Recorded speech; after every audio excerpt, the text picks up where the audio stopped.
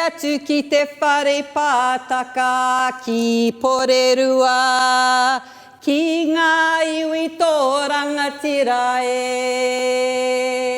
He mihi atu ki nā kaimahi, te whare puka puka ki nā rumatoe.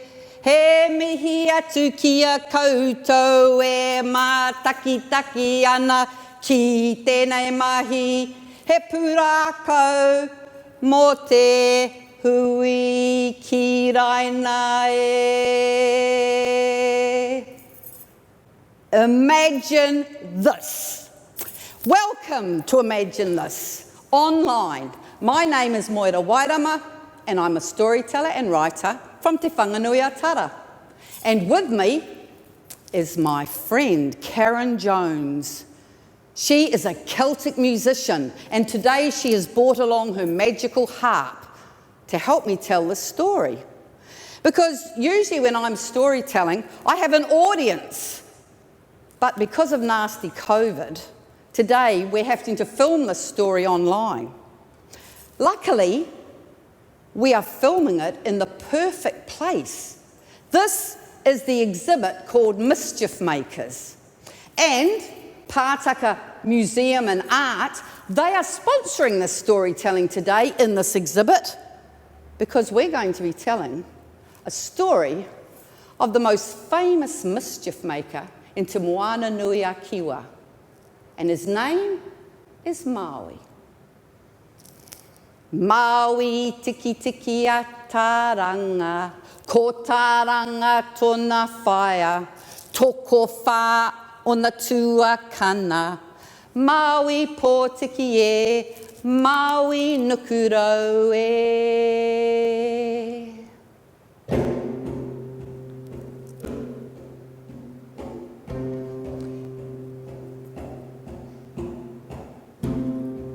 I ngā rā o mua, there was a chiefly woman by the name of Taranga, and she had 4 sons, Maui Mua, Maui Roto, Maui Taha, and Maui Pai. What she didn't realise, that she was also carrying the beginning of a new son. One day she was walking by the beach, and she had a sudden cramp, and she fell down. And she lost the small baby she was carrying before it was hardly formed. It was so small, smaller than her small finger. And Taranga thought it was lifeless. So she took a sharp shell and she cut off the top knot on her head, which we call a tiki tiki. And she wrapped the small form in the tiki tiki. And she walked up onto a cliff above the sea, and she thought of the child that might have grown once, but was now dead. And she threw her tiki tiki off into the sea and returned home. But the tiki tiki fell down into the sea, and Hinemoana, the sea woman, she sent the kelp, the seaweed, to keep it from sinking, so the small Maui did not drown. And her children, the waves, carried it along towards the shore. And the peti peti, the jellyfish, came and wrapped themselves around it. And they carried it in right up onto the beach. And when the peti peti, with the small Maui within it, was on the beach, a swarm of flies flew down and landed on it. And those hungry seabirds above, well, they saw the flies and they thought something to eat, and they swooped down. And that could have been the end of Maui, except for at that moment, his ancestor, Tamanui ki te rangi, strolling along the beach, saw what was happening, scooped him up, brushed away the peti peti jellyfish, and carried him home to his whare, which was by the sea. And Tamanui ki te rangi took the small Maui, put him into a kete, and hung it in the rafters of his house. And Maui, tiny in that kete, was able to keep warm and safe, and the words of Tamanui ki te rangi fed him.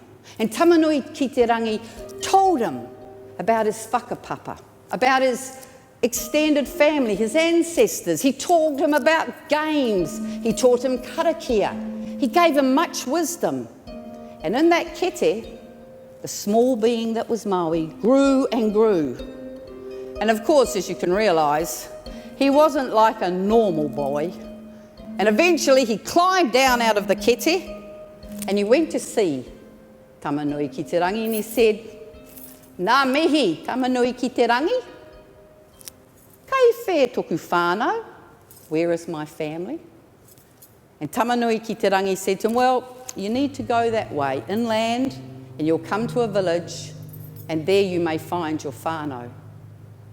And so Maui set off, and he travelled inland, and just as the sun was setting, he came to a small village, and outside there were children playing.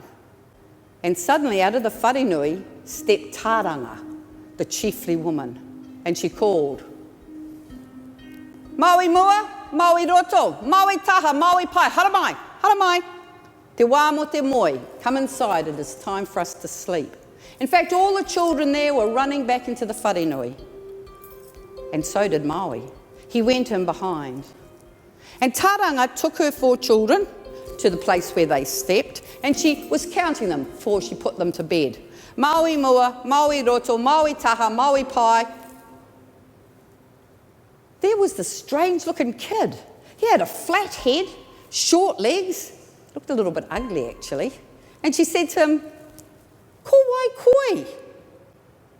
And he said, "Ko Maui tiki tiki a Tāranga aho." And that was how Maui gave his name.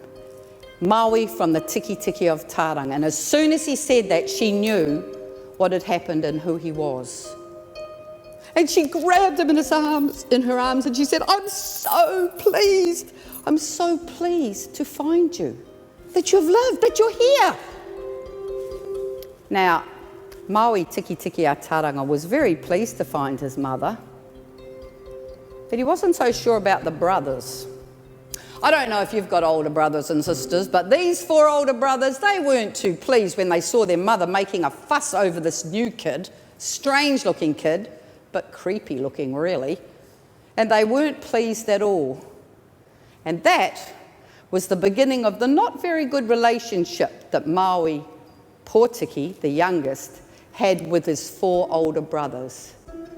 And you can read stories about him and his brothers in some of the books that you will find in your local library.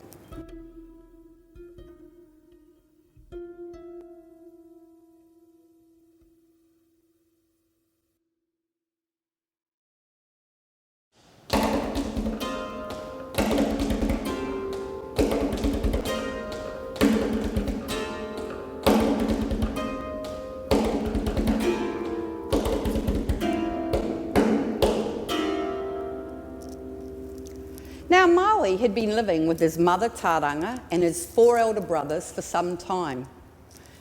And he noticed something very curious. Every morning when he got up, his mother would be gone. Now, maybe you have mums that work, so maybe when you get up in the morning, your mum's gone as well. And of course, they return at the end of the day. And that's what Tāranga did. At the end of the day, she'd be there to put the boys to bed. But Maui wanted to know, where did she go all day? And maybe you want to know that sometimes too when your mum goes to work. So he said to his older brothers, kei te haere o mama ki whea, where does she go every day? And the brothers went, "Aua." And he said, "Well, don't you want to know?" And they said, "Kyle, we're busy, we're playing, we're eating. As long as we've got food and somewhere to play, we don't really care. And as long as she's here at the end of the day, that's all right with us." But Maui, being a mischief maker, liked to know about everything. And he decided he needed to find out where his mother went every day. So he watched her. He tried to stay awake at night, but he couldn't. And in the morning, she'd be gone. Now, in those days, people didn't have alarm clocks.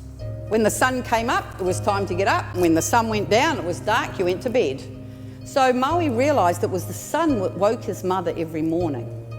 And in the whare where they lived, the light of the sun would come through the boards and it would come through the windows. Although there was flax and it was built, the light would still come through. And that was what woke up Taranga. So Maui had a plan. One night, when everyone was asleep, he went outside and he got moss and he got dirt and he put it in all the cracks around this whare. And he made sure that the flax covering that hung over the matapihi, the window, was really covering it so no light could get through. And then he crept up to where his mother slept. Now his mother slept under a mat, and she would take off her clothes, which in those days wasn't clothes like us. She would wear a belt and a maro, an apron. And she'd taken those off and laid them beside her before she went to sleep. So Maui, he took her maro and her belt and he slipped outside and he waited. Now Taranga was sound asleep, and she woke in the morning and it was still dark. So she went back to sleep. But when she woke again, it was still dark. She knew something was wrong. So she crawled up to where she knew the matapihi was, the window, and she moved the flax covering and the light came in and she realised the sun was already coming up. And she rushed back to where she slept to look for her maro and her belt, but it was gone. The people were starting to wake up. Quickly, she picked up an old piece of matting and she flew out the door and began running down a track. And Maui, who'd been waiting outside beside the whare all night, saw her run past. He was still holding her maro and her belt, and he chased after her. She ran so fast, especially for a mother. Whoa, she took off and he was running fast to catch her, and he saw that she went to a place where there was a big bunch of harakeke, flax. And when he ran up, she'd disappeared. He looked around. Where'd she gone? And then he saw beneath the flax, there was a great big hole. Maybe a bit like the hole here in this exhibit at Mischief Makers. I don't think it would have looked pink though. And he looked down the hole, and down below, way, way down, he could see another land, another world. He knew that's where his mother had gone. And because he was different, because he had special powers, he put on the maro of his mother and the belt, and he changed himself into a kereru, and he flew down. And when he came out, he was in a land that looked very much like his own, except there were strange trees called the manapo trees that were growing there. And that told him this was not his own world. And as he flew around as a kereru, looking, he saw a tree which he landed on. And beneath the tree, he saw his mother, Taranga, sitting with a man, and there were other people around them. He wondered who was the man. And as a bird, he pulled a berry off the tree and threw it down, and it hit the man on the head. And he looked up. And then he kept talking. And then Maui, the kereru, did it again.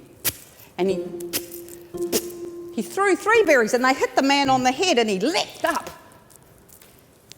Te tero atu, he kereru. And when he yelled out, and the people saw what the kereru had been doing, some of the other people jumped up, and they picked up stones, and they began to throw it, trying to hit the kereru. And of course, in those days where people were hunters, you had to be pretty good at throwing spears or stones, not like me, I'm really koretaki, but they were really onto it. And these people, all the stones missed the kereru. It just kept moving on its branch. And the stones kept missing it.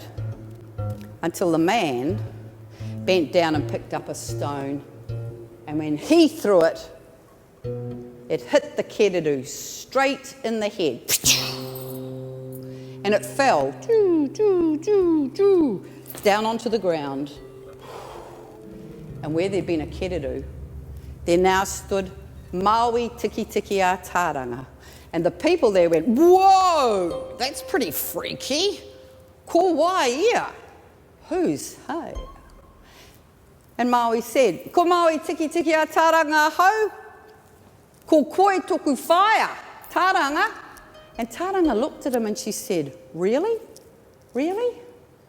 Are you my son? It was like she'd forgotten him. And he said to her, yes, I am. And she came close and she looked at him and she said,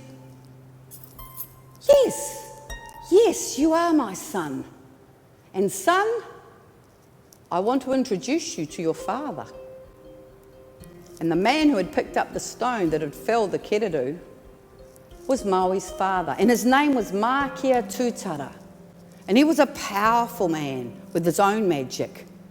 And he was glad to meet Maui, and he said to him, Maui, as your father, I have never given you a tohi ceremony, which was a bit like a baptism where people were given a name, and a sacred name, and were blessed with special karakia.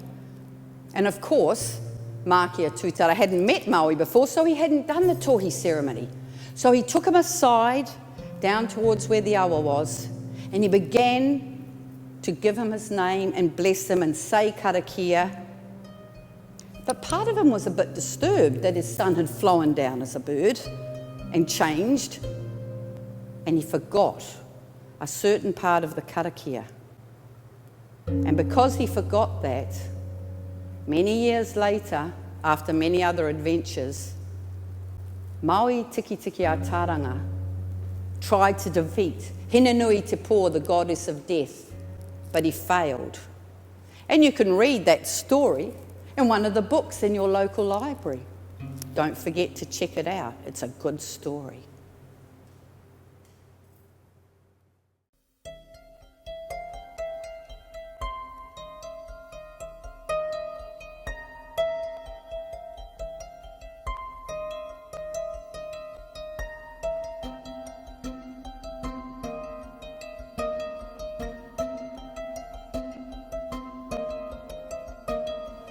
Maui was one day visiting his father and mother in the land of the manapau trees. And he was sitting there just looking out, and he saw two servants leaving the village and heading off down the track a bit. So he called out to them, Taiho, kai te haere kōrua ki here. Where are you going? And they said, oh, don't you know, we're carrying food. And he saw that in their hands they had a small kono each, a woven basket of flax, and in it was kai. And they said, we are taking this kai to your grandmother, Muriranga Whenua. She is so sacred and special. She has her own little whare, and we take her food each day. Well, said Maui, that's very good of you, and I would love to meet Muriranga Whenua. So why don't I take her food for you? Now, as we've said, Maui was a mischief maker, and they should have suspected something, because someone of Maui's status would not usually be carrying food. But they were glad that someone would do the job. They had a lot of other things they had to do. So Maui took the kono of kai and he set off down the path. And not very far down, he came to a small whare on a little rise. And there, waiting outside, was Muriranga Whenua. She was practically blind. And she was very old, just like me. And she was hungry. And she was waiting for her kai to arrive. And on the air, she could smell it. And Maui looked at her because he was some distance away, and he thought, there's my grandmother, Muriranga Whenua, and here's her kai. And he took it and he threw it into the bushes. And he went back, and he didn't give her any food that day. And the next day he did the same thing. He got the food for Muriranga Whenua, He carried it down, he saw her waiting, and then he threw it into the bushes and left it there. And as the days passed, Muriranga Whenua was so matikai. Her belly swelled with hunger. And then, because she wasn't getting enough food, all down one side of her died. And she was fierce with hunger. And only then did Maui approach her with the kono of kai. Ko ai tera, called Muriranga Whenua. Ko Maui ahau, ko Maui tiki tiki a taranga, ko Maui pōtiki, ko Maui nukurau. I'm your moko. And as soon as he said that, the belly of Muriranga Whenua, which had been swollen with hunger, it shrank back to normal. But she was still dead all down one side. And she said to him, "E moko, kore take koe. Look at me. I'm so hungry, I'm all dead down one side. What a terrible thing to do to your grandmother." I bet you wouldn't do that to your grandmother. And Maui looked at her and he laughed. Kei te mōhio koe, Muriranga Whenua. You know what I'm here for. And Muriranga Whenua, who was herself a powerful woman, laughed. Kei te pirangi koe taku kauai. You want my jawbone. Now, your jawbone is that part on the bottom of your face. You can wiggle it around. And it's kept on by the skin and the muscles that hold it up. But of course, Muriranga Whenua was dead all down one side. And she was able to reach in, pull away the skin, grab hold of her jawbone, and rip it right off her face. Now, if your grandmother did that, I bet you would scream and would be so terrified. But Maui didn't. He said, "Muriranga Whenua, tō kauai, thank you so much." For Maui knew that one of the most powerful weapons in the world is the jawbone of a grandmother. You need to be very careful around your grandmother's children. And he knew that with that jawbone, he would be able to make much mischief. He would be able to do wonderful things. He would be able to slow the sun. He would be able to use part of it to pull up a great fish. So he was very thankful when his grandmother gave him her jawbone, covered in blood and bits of flesh. And he took it down to the awa, the river, and he washed it. And he washed off a few little old teeth that were still stuck in there. And the blood and the flesh flowed into the river. And just at that moment, a small fish, a kukupu, came swimming up and it swallowed the blood. Now, if you go fishing in rivers or swamps or lakes, you can find the kukupu. And if you catch a kukupu and you cut it open, you will see that its flesh is red. In fact, sometimes even its body will look red to you under the water. And that's because that fish swallowed the blood of Muriranga Whenua. And there Maui was, finally, with the most wonderful weapon. Now, if you go into your library, you will find some of the books talk about Muriranga Whenua being a grandfather. And that's what's so wonderful about legends. There are different versions all over the place.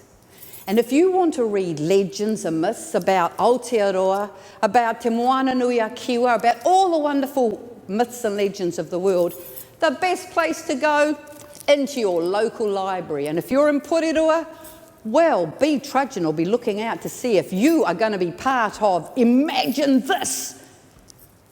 my friend Karen and I have been so excited to tell you this story today, and we hope that you will look online for all the other wonderful artists. And when you come into Pātaka to the library, make sure you come across to see this exhibit and to look at some of the artwork and the wonderful carvings in the exhibit about Ngāti Toa Rangatira.